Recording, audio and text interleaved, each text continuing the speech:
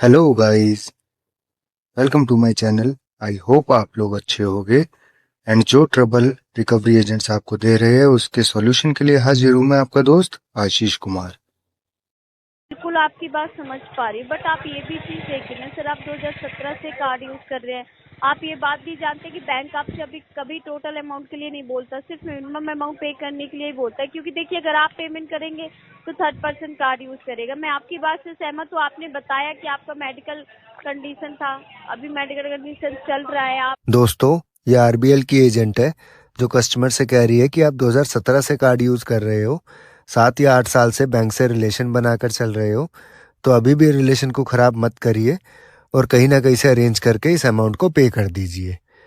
Basically दोस्तों, अगर customer 7 या 8 साल से टाइमली पे कर रहे हैं और अभी सडनली पेमेंट करना बंद किया है और 7-8 साल से बैंक के साथ रिलेशन बना रहे हैं, तो क्या बैंक की कोई रिस्पॉन्सिबिलिटी नहीं बनती कि जब कस्टमर के ऊपर कोई प्रॉब्लम आए तो वहाँ पे कस्टमर को थोड़ा समय दे, या फिर अगर कलेक्शन करनी भी है तो थ्रू द आरबीआई गाइडलाइंस करे। लेकिन ना ही बैंक की, ना ही एनबीएफसी, ना ही कोई एजेंसी आरबीआई की गाइडलाइंस को फॉलो करती है कलेक्शन करते हुए, और ना ही कस्टमर को कोई टाइम दिया जाता है। सारा का सारा ठेका कस्टमर के ऊपर ही आता है कि कस्टमर को रिलेशन बिल्ड करना चाहिए। बैंक को रिलेशन बिल्ड करने की कस्टमर से कोई रिक्वायरमेंट नहीं है। एंड बेसिकली दोस्तों, बैंक क्या करता है कि इन रिकवरी एजेंट्स को पागल कुत्तों की तरह कस्टमर के पीछे छोड़ देता है, जो हर 2 घंटे में या हर 1 घंटे में कस्टमर को कॉल कर करके कभी मेंटल हैरेस करते हैं, कभी परेशान करते हैं, जिससे ना ही कस्टमर काम कर पाता है और इतना इरिटेट हो जाता है या इतना फ्रस्ट्रेट हो जाता है या इतना परेशान हो जाता है कि कई बार तो गलत स्टेप भी उठा लेता है। एंड बेसिकली दोस्तों, भाई साहब ने बहुत अच्छा जवाब देने की कोशिश की अपनी तरफ से। एंड मेन चीज़ ये है कि धीरे धीरे डर खत्म हो रहा है और जवाब देना सीख रहे हैं। थोड़े से ज्ञान के अभाव है, बट वो भी धीरे धीरे आ जाएगा और उसके बाद भाई साहब भी हमारे साथ मिलकर इन रिकवरी एजेंट्स को मुंह तोड़ जवाब देने लगेंगे। बाकी की बातें दोस्तों करते हैं ऑडियो सुनने के बाद। तो आइए पहले सुनते हैं अब आगे की audio. Hello. Very good afternoon sir. Afternoon. Sir, मैं रूहानी बात कर रही हूँ आरबीएल बैंक के बिहाफ से। On a recording line Sajid Ansari ji से बात हो रही है मेरी। जी बोल रहा हूँ। सर, आप मेरी आवाज़ सुन पा रहे हैं? जी सुन रहा हूँ। सर, आप मिस्टर साजिद अंसारी बात कर रहे हैं? जी बोल रहा हूँ। सर, आपको सर्विस कॉल की गई है आरबीएल बजाज सुपर कार्ड के पेमेंट के रिगार्डिंग, जिसका टोटल अमाउंट है 2,42,000 सॉरी 2,43,000 रुपये। मिनिमम है 12,150 रुपये। बट अभी तक आपकी पेमेंट सर बैंक को रिसीव नहीं हुई। सर, क्या इशू आ रहा है पेमेंट करने में? मैम, फंड की प्रॉब्लम बहुत ज़्यादा है। इस टाइम मैं बहुत ज़्यादा परेशानी में हूँ। इस टाइम मेरे पास जॉब भी नहीं है, सोर्स ऑफ इनकम नहीं है। घर में मेडिकल इश्यूज चल रहे हैं बहुत ज़्यादा, मेडिकल एक्सपेंसेस भी बहुत ज़्यादा हैं और मेरे पास इस टाइम फंड बिल्कुल नहीं है। मैं कल आपका बंदा आया था, हाँ जी सर। आया नहीं था बल्कि उसने फ़ोन किया था। मतलब बंदा हाँ क्या जी। था, वो तो आरबीएल का गुंडा था, मतलब एक तरह से कहा जाए तो। हाँ जी उसने सर। मुझे बहुत बदतमीजी की मेरे साथ। उसने मुझे औकात पूछ रहा था, मेरी हैसियत पूछ रहा था। उनको बुलाया था, मैंने कहा घर आओ तो हम बात करेंगे, क्या हैसियत है क्या औकात है, फिर हम बताएंगे। लेकिन वो कल आए नहीं। आज भी हमने खुद उनको कॉल किया। हमने कहा आओ भाई, घर पे हम बैठे हुए हैं, आ जाओ, मुलाकात करवा करके। हैसियत औकात तो हम बताएंगे ना कि हमारी क्या है क्या नहीं है। अब तो गुंडे ही कर रहे हैं ना, तो अब वही वसूलेंगे पैसा हमसे आकर के। अभी हाँ फिलहाल जी सर। अभी मेरे पास फंड नहीं है मैम। मैं परेशान हूँ। मैं आपके यहाँ से सुबह से कई कॉलें आ चुकी हैं, मैं सबको बता चुका हूँ ये बात कि इस टाइम मेरे साथ बहुत ज़्यादा क्रिटिकल कंडीशन चल रही है मेरी, और इस टाइम तो हम पेमेंट नहीं कर पाएंगे अभी, जब तक के मेरे देखिए कुछ मिस्टर हाल। साजिद अंसारी, मैं आपकी बात से सहमत हूँ, बट जैसा कि मैं चेक कर पा रही हूँ जी आपने लास्ट मंथ जो पेमेंट की थी वो 23 सितंबर 2024 को की थी, 2,897 रुपए की। बैंक आपसे टोटल अमाउंट नहीं मांग रहा है। सर, आप कोशिश कर लीजिए कि आप मिनिमम अमाउंट पे कर पाए। मैम, नहीं हो पा रहा जब तक तो। आप एक बार बताइए, 7 साल से मैं आरबीएल का कस्टमर हूँ। 7 सालों में कभी आई पेमेंट नो मेरी लेट सर। हुई कभी नहीं हुई, क्योंकि नो मेरे सर। पास फंड का इशू नहीं रहा कभी। मेरी जॉब भी थी, मेरा यस अच्छा सर। पैसा कमा रहा था, मैं पेमेंट यस उनको सर। टाइमली कर रहा था। 28 यस महीने एक सर। लोन की पेमेंट मेरी 28 महीने की हो, 28 महीने पे कर चुका हूँ, 20 महीने खाली बचे हुए हैं। हाँ जी क्रेडिट सर। कार्ड का भी मैंने हमेशा टाइमली पेमेंट किया, लेकिन इस टाइम हाँ पे जी सर। प्रेजेंट टाइम पे मेरी कंडीशन बहुत क्रिटिकल है। वो इसलिए है क्योंकि घर में मेरी मदर के साथ मेडिकल इश्यूज चल रहे हैं। उनका अभी 1,60,000 रुपए का मैंने ऑपरेशन कराया है, वो भी कर्जा लेकर के, किसी से 5,000 किसी से 10,000 लेकर के। ये Yes, sir. कंडीशन में आ गई कि मैंने उनका ऑपरेशन भी कर्ज लेकर के कराया 15-20 लोगों से, किसी से 5 हाँ लिए, जी। किसी से 10 लिए, किसी से 15 लिए, इस तरह से करके। मेरे पास इस टाइम Yes. बिल्कुल स्टेबल नहीं हूँ, मैं बहुत डिप्रेशन में हूँ, मैं इस टाइम बहुत ज्यादा परेशान हूँ। देखिए मिस्टर साजिद अंसारी, मैं आपकी बात से सहमत हूँ, बट देखिए बैंक आप बैंक के वैल्यूबल कस्टमर है। 2017 से कार्ड यूज करें ना। आपने सही बोला, आपने अभी तक टाइम टू टाइम पेमेंट किया है, कोई भी आपकी पेमेंट डिले नहीं हुई है सर। उसके लिए thank you so much.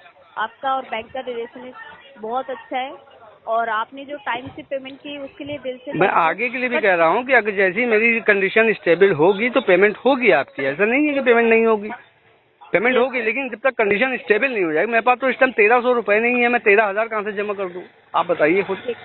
Sajid जी, मैं आपको वही कंफर्म कर रही हूँ। आप अपनी किसी फ्रेंड से, थर्ड पर्सन से लेके मैम पेमेंट अभी कर मैंने दीजिए। आपको बताया कि मैंने 10-15 लोगों से 10-10,000 5-5,000 करके तो मदर का ऑपरेशन कराया है, और हाँ कोई जी अभी सर। कोई देने वाला नहीं है मेरे पास में। अगर अरेंजमेंट कहीं से हो जाएगा तो आपको कहना नहीं पड़ेगा, मैं खुद पे कर दूंगा उसको, आप देखिए समझिए मिस्टर मेरी बात को। साजिद, मैं बिल्कुल आपकी बात समझ पा रही हूँ, बट आप ये भी चीज देखिए ना सर, आप 2017 से कार्ड यूज कर रहे हैं। आप ये बात भी जानते हैं कि बैंक आपसे अभी कभी टोटल अमाउंट के लिए नहीं बोलता, सिर्फ मिनिमम अमाउंट पे करने के लिए ही बोलता है। क्योंकि देखिए, अगर आप पेमेंट करेंगे तो थर्ड पर्सन कार्ड यूज करेगा। मैं आपकी बात से सहमत हूँ। आपने बताया कि आपका मेडिकल कंडीशन था, अभी मेडिकल कंडीशन चल रहा है, आप इलाज करवा रहे हैं अपनी मदर का। आपके पास कॉल आ रही सर, उसके लिए मैं माफी चाहूंगी, बट आप ये भी नहीं नहीं, देखिए ना कॉल सर, का कोई आपका मसला नहीं मैम, ख्याल। कॉल आ रही है तो कोई दिक्कत नहीं है, मैं बात कर रहा हूँ, सबसे बात कर रहा हूँ, मैं कोई मुंह नहीं छुपा रहा किसी से भी, मैं सबसे बात कर रहा हूँ।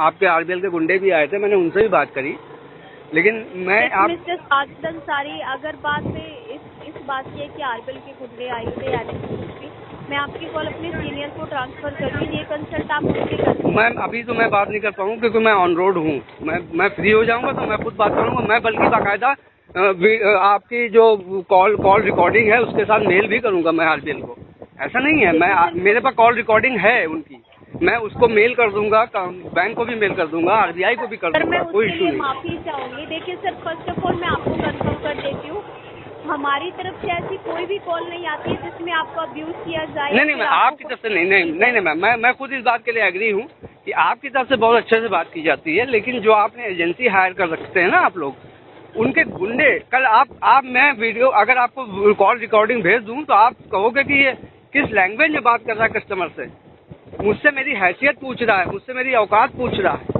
कह रहा मैं घर आ रहा हूँ, मुझे आधार कार्ड पे लिख के दीजिए कि आप पेमेंट नहीं करें। मैंने कहा आधार कार्ड पे लिखने का कोई टर्म्स एंड कंडीशन नहीं है, मैं आधार कार्ड पे लिख के नहीं दूंगा। आपका काम है मुझसे बात करना, बात करो, और बात करके मैंने जो आपको बताया। सर मैं आपकी बात देखिए समझ पा रही हूँ, मैं उसके लिए माफी चाहूंगी, बट आपसे रिक्वेस्ट है, आप ये जो बात बोले कि आपको अब्यूज किया गया या एनीथिंग कुछ भी, सर हमें अथॉरिटी नहीं है। हमें देखिए सर, हमारी तरफ से सिस्टम जनरेटेड कॉल जाती है जो रिकॉर्डेबल होती है। मैं आपसे वही तो कह रहा हूँ, आपकी तरफ से कोई प्रॉब्लम नहीं है मुझे, आरबीएल के कॉल से कोई प्रॉब्लम नहीं है, ना आरबीएल बैंक ने कभी मेरे साथ बदतमीजी की, कभी नहीं की कोई, मैं खुद एग्री कर रहा हूँ। आपकी रिकवरी एजेंसी जिसको आपने पोर्टफोलियो हायर किया है, मैं उसकी बात कर रहा हूँ।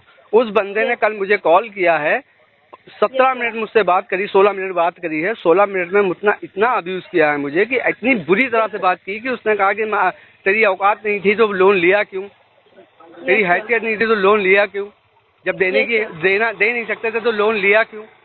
वो मुझसे इस तरह से बात कर रहा था, कह रहा मैं आ रहा हूँ, घर पे आ रहा हूँ, निकल मैं घर आ रहा हूँ, तुझे पैसा तो देना पड़ेगा। मैंने कहा भाई आजा, मुझे पैसा देना पड़ेगा, अगर तेरे में हिम्मत है तो आके ले ले मुझसे पैसा। आया नहीं कल वो। आई नो सर, देखिए मैं उसके लिए आपसे माफी चाहूंगी, बट आप एक बार ट्राई करिएगा, आपसे रिक्वेस्ट है।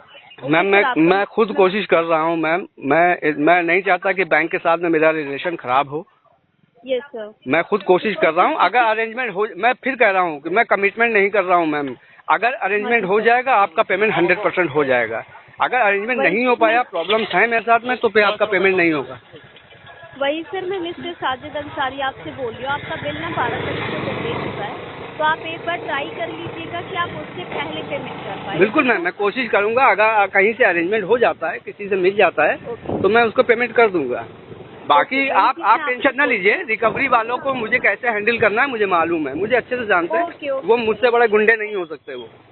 ओके सर, मैं माफ़ी चाहूँगी। फिर भी अगर आपको हमारी तरफ से कोई अब्यूज़ वगैरह हुआ है, उसके लिए मैं फिर से आपसे दिल से माफ़ी चाहूँगी। बट मिस्टर साजिद अंसारी, आपसे रिक्वेस्ट यही है कि जो आपका 12 तारीख को बिल जनरेट होने वाला है, आप कोशिश करिएगा कि 12 मैं बिल्कुल मैं कोशिश करूंगा। और मैं आपको ऑन रिकॉर्डेड लाइन, आप भी रिकॉर्डेड लाइन पे हो और मेरे पास भी कॉल रिकॉर्ड हो रही है। मैं इसके बारे में आपसे कह देना चाहता हूं कि आरबीआई के ग्रेवियंस डिपार्टमेंट में मैं उस रिकवरी एजेंसी की कंप्लेंट विद एविडेंस डालूंगा जरूर। ये 100% श्योर है। मैंने अपने लॉयर से बात कर ली है। मैं ग्रेवियंस डिपार्टमेंट, आरबीआई के ग्रेवियंस डिपार्टमेंट में उस रिकवरी एजेंसी और उसका जो रिकवरी एजेंट है उसके अगेंस्ट मैं विद एविडेंस, मेरे पास जो कॉल रिकॉर्डिंग है उसके साथ में जो है मैं एक कंप्लेंट फाइल जरूर करूंगा। ये मैं आपसे पहले बता दे रहा हूँ, ठीक है मैम? क्योंकि आपको रिकवरी वालों से कोई मतलब नहीं है, मुझे आप लोगों से कोई प्रॉब्लम नहीं है। आप लोगों ने हमेशा जो है हमारे साथ में जो है। सर मैं आपकी बात समझ पा रही हूँ। आप 2 मिनट के लिए लाइन पे रहिएगा, मैं आपकी कॉल अपने सीनियर को ट्रांसफर कर देती हूँ। आप उनसे एक बार कंसल्ट कर लीजिए। Okay please sir. चलिए मैम, कर लीजिए, कोई बात नहीं। Thank you for holding line sir. Mister Sajid. Ji sir, सही है। जी साजिद जी, सर चेतन आर्या बात कर रहा था, बजाज एयरबैग सुपर कार्ड के लिए आपको। जी सर, ये सर्विस कॉल प्रोवाइड किया गया सर, कार्ड एंडिंग 465 जी बताएंगे सर क्या?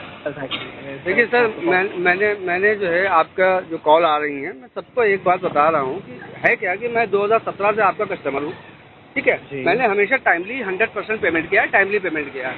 इधर मेरे हालात कुछ ज़्यादा ख़राब हो गए हैं। एक तो मेरे पिछले 9 महीने से 10 महीने से मेरे पास जॉब नहीं, जिसकी वजह से मैं पेमेंट नहीं कर पा रहा था, ठीक है? और 5 महीने से तो मैंने बिल्कुल पेमेंट नहीं किया आप लोगों का। कहाँ से पेमेंट जमा हो रहा है, कहाँ से नहीं हो रहा है, मुझे कुछ नहीं मालूम। कुछ बंदे आपके जो रिकवरी वाले हैं, कहाँ कौन जमा कर रहा है, मुझे नहीं मालूम। कल आपके यहाँ से आपका जो रिकवरी एजेंसी जिसको आपने हायर किया हुआ है, उस बंदे ने मेरे को कॉल किया और मेरे साथ इतनी बदतमीजी करी है कि आपको बता नहीं सकता। उनकी कॉल रिकॉर्डिंग्स मेरे पास है। वो मुझसे मेरी हैसियत पूछ रहे हैं। वो कह रहे हैं कि तुम्हारे अंदर जब तुम्हारा देने का वो नहीं था तो लिया क्यों था लोन? जब दे नहीं सकते थे तुझे पैसा तो देना पड़ेगा। मैं घर आ रहा हूँ, तुझे आधार कार्ड पे लिख के देना पड़ेगा, तुझे पैसा तो देना पड़ेगा। देगा कैसे नहीं तू पैसा, कैसे नहीं देगा? इस तरह की लैंग्वेज उन्होंने इस्तेमाल की। सारी कॉल रिकॉर्डिंग्स हैं। वही मैं मैम से अभी मैं कह रहा था, मुझे आरबीएल से कोई प्रॉब्लम नहीं है। आरबीएल का पैसा है, वो तो फोन करते हैं, मैं उनसे बात भी करता हूँ, कोई इश्यू नहीं है। आप लोग बहुत सही से बात करते हो। मैं ब्रेक हो गई आपकी। हेलो हेलो जी, हेलो सर, आपकी वॉइस ब्रेक हो गई है। हेलो जी, नहीं बोल रहा हूँ, आपकी आवाज़ सही आ रही है, बिल्कुल एकदम क्लियर आ रही है। हाँ अब सही आ रही है आपकी, एक्चुअली बीच में ब्रेक हो गए थे। जी, तो मैं आपसे सिर्फ एक चीज़ आपको इंटीमेट करना चाहता हूँ कि उनकी कॉल रिकॉर्डिंग्स मेरे पास है। मैं आरबीआई के ग्रेवियंस डिपार्टमेंट में उनकी एजेंसी के खिलाफ और उस एजेंट के खिलाफ मैं एक केस फाइल करूँगा ज़रूर। मैं इसके लिए तो बिल्कुल आपसे मैं आपसे कोई शिकायत नहीं, मुझे आरबीएल से कोई शिकायत नहीं है। लेकिन उनका जो अब्यूजमेंट है, जो उन्होंने मुझे अब्यूज़ किया है, जो गलत लैंग्वेज मेरे साथ बोली है, 15-16 मिनट बात करी है, उस पर उन्होंने मुझे इतना जलील किया है कि मैं बता नहीं सकता। मैं इनके खिलाफ तो ग्रेवियंस डिपार्टमेंट में कंप्लेंट डालूंगा ही डालूंगा। अच्छा बाकी देखिए, पेमेंट का मसला ये है कि जब तक मेरे पास फंड इशू है तब तक तो पेमेंट नहीं हो पाएगा। मैं खुद अरेंजमेंट कर रहा हूँ। अगर अरेंजमेंट हो जाएगा तो पेमेंट होगा सर। जब तक मेरी स्थिति स्टेबल नहीं हो जाती तब तक तो मैं पेमेंट नहीं, क्योंकि मेरे साथ घर में मेडिकल इश्यूज चल रहे हैं। मेरी मदर का 1,60,000 रुपये का ऑपरेशन कराया है, वो भी मैंने 5-5 हज़ार 10-10 हज़ार रुपये कर्जा ले करके कराया है। अभी भी मेडिकल एक्सपेंसेस उनके चल रहे हैं, उनका पेट का ऑपरेशन हुआ था। तो मैं इस टाइम बहुत ज़्यादा क्रिटिकल कंडीशन में हूँ, फाइनेंशियली बहुत टूटा हुआ हूँ। मैं कोशिश करूँगा कि अगर अरेंजमेंट हो जाएगा तो बिल्कुल पेमेंट होगा आपका। अगर नहीं हो पाएगा तो आगे देखा जाएगा कि कैसे क्या करना है इसके लिए। और मैं आरबीएल बैंक को ये भी नहीं कहूँगा कि आप जो है रिकवरी वाले ना भेजो, आप भेजो रिकवरी वाला, आप बंदे भेजिए, आप जो भी जितनी भी एजेंसियां हैं सबको भेजिए, कोई इशू नहीं है। मुझे हैंडल करना है उनको, मुझे मालूम है कि ऐसा बात करनी है उनसे। वो ये शायद नहीं जान रहे थे कि मेरा फ़ोन जो है रिकॉर्डेड है, ऑन रिकॉर्ड रहता है मेरा फ़ोन 24 घंटे। मैं इनकी कंप्लेंट तो डालूंगा, उनकी पोर्टफोलियो तो जाएगा उनके हाथ से आरबीएल का, ये तो तय है। कोई ठीक है सर, कंप्लेंट करे तो अपने। ठीक है sir, okay, thank you so much. Thank you so much sir, have a good day. तो सुना आपने दोस्तों, इन एजेंट्स को आप जितनी मर्जी बार अपनी प्रॉब्लम के बारे में बता दो, ये लोग घूम फिर के सिर्फ एक ही बात पे आ जाएगी कि सर पेमेंट करा दो, पेमेंट करा दो, पेमेंट करा दो। अगर आप इन्हें अपनी प्रॉब्लम बताओगे तो ये कहेंगे हाँ सर हम समझ पा रहे हैं कि आपको ये प्रॉब्लम हो रही है, लेकिन सर पेमेंट भी कराना जरूरी है, तो आप पूरी नहीं कर पा रहे तो आप मिनिमम ड्यू ही करा दो, लेकिन पेमेंट करा दो। तो बेसिकली दोस्तों, इन्हें कोई मतलब नहीं होता कि कस्टमर क्या इश्यूज को फेस कर रहा है, किस प्रॉब्लम से गुजर रहा है। इन्हें सिर्फ और सिर्फ मतलब होता है तो अपनी पेमेंट से, अपने टारगेट से। एंड दोस्तों, जैसा कि भाई साहब ने कहा कि उनके पास पहले भी कॉल आई और बदतमीजी की गई, तो वो ये सब के सब एक ही थाली के चट्टे बट्टे होते हैं, ये सब मिले हुए होते हैं दोस्तों, नीचे से लेकर ऊपर तक। अगर ऊपर वाला परमिशन नहीं देगा तो नीचे वाला बदतमीजी नहीं कर सकता दोस्तों। तो दोस्तों, इन लोगों का क्या मोटिव होता है कि पहले एक एजेंट कॉल करेगा, प्यार से बात करेगा, कोशिश करेगा पेमेंट निकलवाने की, नहीं निकल रही है तो दूसरा करेगा, वो गाली गलौज करने की कोशिश करेगा, धमकी देने की कोशिश करेगा, बदतमीजी करने की कोशिश करेगा। और अगर उस तरीके से भी पेमेंट नहीं निकलती तो फिर एक और एजेंट फोन करेगा, वो कहेगा कि सर देखो मैं तो आपसे प्यार से बात कर रहा हूँ, मैं आपकी सारी बात समझ रहा हूँ, तो आप भी मेरी मजबूरी समझिए सर, आप पेमेंट करा दीजिए। मतलब ये सभी अपने ट्रिक्स को, सभी अपने टूल्स को अप्लाई करने की कोशिश करते हैं कस्टमर के ऊपर। लेकिन दोस्तों, आपको इन लोगों से डरना घबराना नहीं है, इनसे सिर्फ और सिर्फ लड़ना है, लड़ना है और लड़ना है। और यही एक जरिया है दोस्तों इस दिक्कत से बाहर निकलने का, कि हमें इन लोगों से लड़ना पड़ेगा। इनसे डर कर दब कर कोई फायदा नहीं है और ना ही कुछ हासिल होगा। तो आशा करता हूँ दोस्तों, आपको इस वीडियो से कुछ जानने या सीखने को मिला होगा। और अगर आपको इस वीडियो से कुछ जानने या सीखने को मिला हो तो आप वीडियो को लाइक करें, चैनल को सब्सक्राइब करें, ज़्यादा से ज़्यादा शेयर करें। और अगर आप हमसे कांटेक्ट करना चाहते हो या हमारी किसी भी तरीके की हेल्प चाहते हो अपने केस में, तो आप हमें व्हाट्सएप पे कांटेक्ट कर सकते हो। हमारा व्हाट्सएप नंबर है 9643068076। आप हमें मेल भी कर सकते हो, हमारी मेल आईडी है settlementexpert48@gmail.com। अगर वीडियो इन्फॉर्मेटिव लगी हो तो वीडियो को लाइक करें, चैनल को सब्सक्राइब करें, ज़्यादा से ज़्यादा शेयर करें। एंड अगर आप हमसे कांटेक्ट करना चाहते हो तो डिस्क्रिप्शन बॉक्स में दी गई मेल आईडी पर कांटेक्ट कर सकते हो।